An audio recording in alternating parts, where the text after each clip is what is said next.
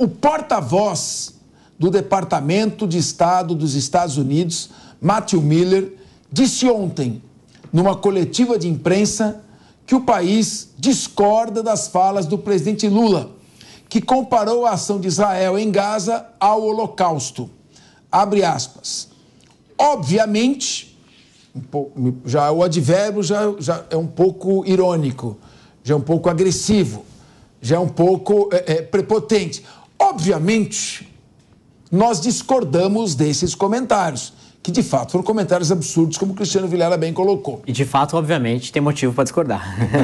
Mas aqui, obviamente, aquele já, numa discussão de num relato diplomático, numa fala diplomática, atenção, nesse minuto começa a reunião do G20, vamos entrar ao vivo e já voltamos com essa polêmica fala do presidente Lula. Meu país gostaria de contar com o apoio de todos os membros, países convidados e organizações internacionais para que na cúpula de líderes no Rio de Janeiro, em novembro próximo, as 20 maiores economias do mundo possam anunciar uma contribuição efetiva para erradicar a fome no mundo. Prezados colegas, esta reunião terá 2 itens de agenda. Hoje discutiremos o papel que o G20 pode desempenhar no tratamento das tensões internacionais em curso e amanhã nos aprofundaremos no tema da reforma da governança global. Iniciaremos agora a primeira sessão. De acordo com a prática do G20, os membros da Troika falarão primeiro, seguidos dos outros membros do G20 e pelos países convidados e pelas organizações internacionais. Em cada um desses grupos, a palavra será dada em ordem alfabética, de acordo com o nome em inglês de cada país ou organização. Peço a colaboração de todos para observarmos o tempo de 5 minutos para as intervenções dos países membros do G20 e de 3 minutos para os países e as organizações internacionais convidadas. Passo agora, então, a minha intervenção em capacidade nacional. Primeira sessão de trabalho, tensões internacionais em curso. Senhoras e senhores, ministros e representantes de organizações internacionais, o G20 é um fórum internacional de crescente relevância. Hoje, questões das mais diversas naturezas integram os debates do grupo. Como todos sabemos, as Nações Unidas foram criadas como a organização que, por excelência, deve lidar com as questões de paz e segurança. O G20, por sua vez, foi concebido como um fórum privilegiado para discussões sobre questões financeiras e de desenvolvimento com legitimidade e ferramentas para lidar com tais desafios. Diante do quadro que vivemos, no entanto, este grupo é hoje possivelmente o fórum internacional mais importante, onde países com visões opostas ainda conseguem se sentar à mesa e ter conversas produtivas sem necessariamente carregar o peso de posições arraigadas e rígidas que têm impedido os avanços em outros foros, como o Conselho de Segurança das Nações Unidas. Na nossa visão, o G20 pode e deve desempenhar um papel fundamental para a redução das tensões internacionais, bem como no avanço da Agenda de Desenvolvimento Sustentável. Caros colegas, o Brasil está profundamente preocupado com a situação internacional atual no tocante à paz e segurança. Segundo algumas estimativas, atingimos um número recorde de conflitos em andamento no mundo, mais de 170, enquanto as tensões geopolíticas também estão aumentando. O Brasil ocupa um lugar no mundo que nos permite discutir essas mesmas tensões internacionais em qualquer foro internacional. Nossas posições sobre os casos ora em discussão no G20, em particular a situação na Ucrânia e na Palestina, são bem conhecidas e foram apresentadas publicamente nos fóruns apropriados, como o Conselho de Segurança da ONU e a Assembleia Geral da ONU. As instituições multilaterais, contudo, não estão devidamente equipadas para lidar com os desafios atuais, como demonstrado pela inaceitável paralisia do Conselho de Segurança em relação aos conflitos em curso. Esse estado de inação implica diretamente em perdas de vidas inocentes.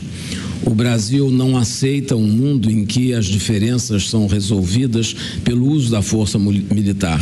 Uma parcela muito significativa do mundo fez uma opção pela paz e não aceita ser envolvida em conflitos impulsionados por nações estrangeiras. O Brasil rejeita a busca de hegemonias antigas ou novas. Não é do nosso interesse viver em um mundo fraturado. Em nossa região, um exemplo claro de abordagens divergentes no campo da paz e segurança vem de fato de que o Norte está unido em torno de uma aliança militar, enquanto o Sul é coberto por diversas camadas e zonas de paz e cooperação, como as OPACas, a OPANAL, a África desnuclearizada sob resolução da ONU, a própria União Africana e muitos outros exemplos. A situação absolutamente extraordinária em que todo o hemisfério sul do planeta optou por permanecer desnuclearizado é pouco descartada sob a narrativa predominante. Os casos bem-sucedidos de cooperação pacífica da América Latina, da África, do Sudeste Asiático e Oceania fazem com que as vozes dessas regiões devam ser ouvidas nos foros relevantes com especial cuidado e atenção. Prezados colegas, sem paz e cooperação será extremamente difícil alcançarmos a prometida mobilização em larga escala dos recursos necessários para enfrentar as ameaças existenciais que enfrentamos, em particular o combate à pobreza e à desigualdade e a proteção do meio ambiente. Não é minimamente razoável que o mundo ultrapasse e muito a marca de 2 trilhões de dólares em gastos militares a cada ano. A título de comparação, os programas de ajuda de assistência oficial ao desenvolvimento permanecem estagnados em torno de 60 bilhões por ano, menos de 3% dos gastos militares. Os desembolsos para combater mudanças climáticas, sob o amparo do Acordo de Paris, mal conseguem alcançar os compromissos de 100 bilhões de dólares por ano, portanto, menos de 5% dos gastos militares. Se a desigualdade e as mudanças climáticas de fato constituem ameaças existenciais, não consigo evitar a sensação de que nos faltam ações concretas sobre tais questões. Temos problemas urgentes a resolver no tocante a desenvolvimento e a luta contra a fome, a pobreza e a desigualdade. Temos desafios gigantescos em relação às mudanças climáticas e ao meio ambiente. Temos uma responsabilidade coletiva de liderar o mundo rumo à prosperidade para todas e todos. Essas são as guerras que nós devemos travar em 2024. Em todos esses esforços é de fundamental importância termos um sistema multilateral moderno, eficaz e eficiente, guiado por normas e princípios rigorosamente seguidos por todos os países, com as Nações Unidas em seu centro. Não podemos ignorar o fato de que a governança global precisa de profunda reformulação. Nossas diferenças devem ser resolvidas ao amparo do multilateralismo e das Nações Unidas, utilizando como método o diálogo e a cooperação, e nunca por meio de conflitos armados. Questões essas que serão discutidas com mais profundidade amanhã na sessão dedicada à reforma da governança global. À medida que o G20 avança nas discussões sobre seu papel diante das tensões internacionais em curso, encorajo todos os países a iniciarem o diálogo, reiterando seus compromissos sobre a Carta das Nações Unidas e rejeitando publicamente o uso da força, a intimidação, as sanções unilaterais, a espionagem, a manipulação em massa das mídias sociais e quaisquer outras medidas incompatíveis com o espírito e as regras do multilateralismo como meio de lidar com as relações internacionais. O Brasil incentiva de modo enfático que todos os membros do G20 mudem o foco do debate para a busca de respostas concretas, centradas no que temos em comum e que adotem medidas para a construção de confiança. Falamos desses temas por experiência e vivência própria, não por idealismo. O Brasil está pronto para contribuir com ideias e propostas concretas nesse sentido. Muito obrigado a todos. Now I would like to start. Muito bem. Bom, nós estamos comentando então aqui, vimos a fala do Brasil na reunião do G20, falando de multilateralismo, de discussão pacífica para a solução dos problemas. E nós voltamos agora aqui para a repercussão da fala do presidente Lula ainda. O chefe do Departamento de Estado norte-americano diz que, obviamente, nós discordamos desses comentários, comparando a reação de Israel ao Holocausto de Hitler. Fomos bastante claros que não acreditamos que um genocídio ocorreu em Gaza. Queremos ver o conflito encerrado quando for possível, mas não concordamos com esses comentários. Bom, segundo reportagem do UOL, membros do alto escalão do governo consideram que a presença do embaixador de Israel no Brasil, Daniel Zonshine, pode ficar insustentável. Olha só. E que a relação vai depender de como o diplomata agirá nas próximas semanas. O embaixador já causou mal-estar no Itamaraty e no Palácio do Planalto quando se reuniu com o ex-presidente Jair Bolsonaro no final de 2023. Na última segunda-feira, Zonshine foi convocado pelo Itamaraty para uma reunião fechada. Na diplomacia, esse ato representa um gesto de protesto. O Brasil solicitar a Israel que troque de embaixador no país ou em uma atitude mais drástica ainda, expulsar o embaixador. Então vamos começar aqui. Em primeiro lugar, Paulo Loyola. Número 1, você acha que está havendo um genocídio em Gaza?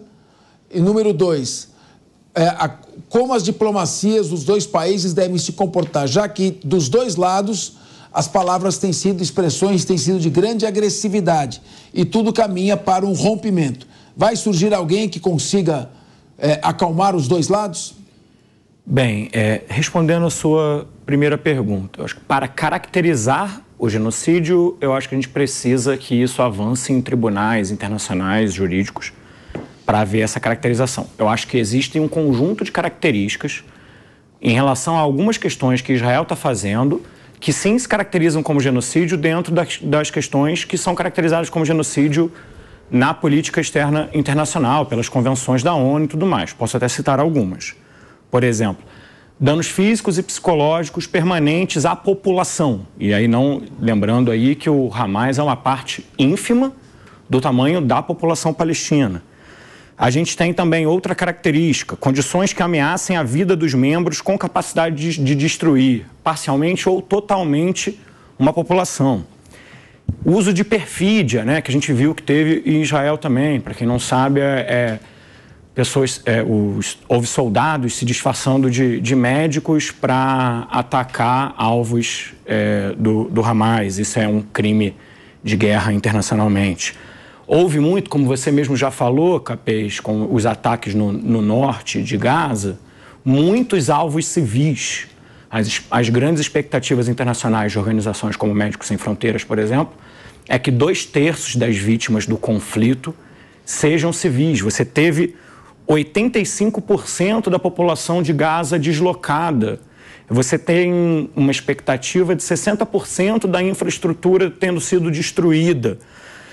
E outra questão que caracterizaria a questão do genocídio, que é a punição coletiva ao povo, e não somente à instituição a qual se está buscando a questão da guerra. Então, eu acho que existem dentro da atuação de Israel, e eu acho que é importante a gente também aqui delimitar que a crítica é em relação não ao povo judeu, não à existência do Estado, agora à atuação atual do governo Netanyahu relacionado a esse processo.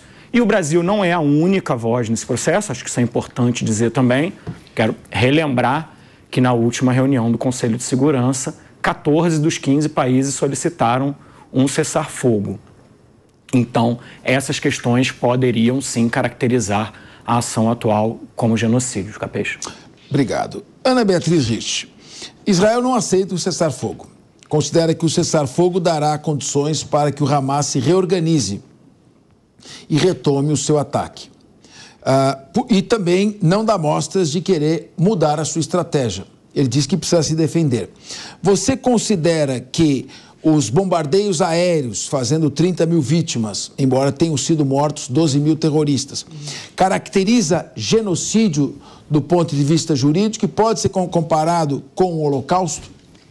Olha, Capês, eu vou ser muito sincera no sentido de que eu não sei como juridicamente se enquadraria um genocídio.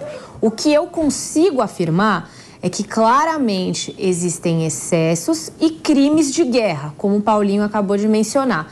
Eu só acho que isto não significa que o presidente Lula possa comparar esta situação ao Holocausto. E eu vou te explicar brevemente o porquê.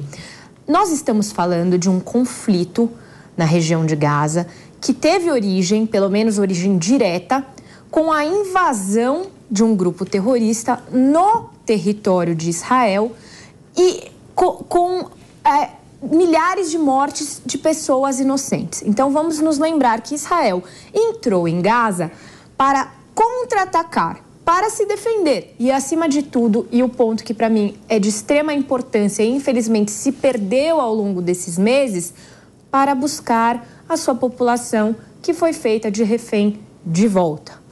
Isto, de maneira alguma, e eu não estou passando pano, como dizem por aí, pelo contrário, eu acho que os excessos têm que ser devidamente investigados e punidos, mas isto, de forma alguma, pode se comparar à tentativa de extermínio de uma população, como foi feita no Holocausto.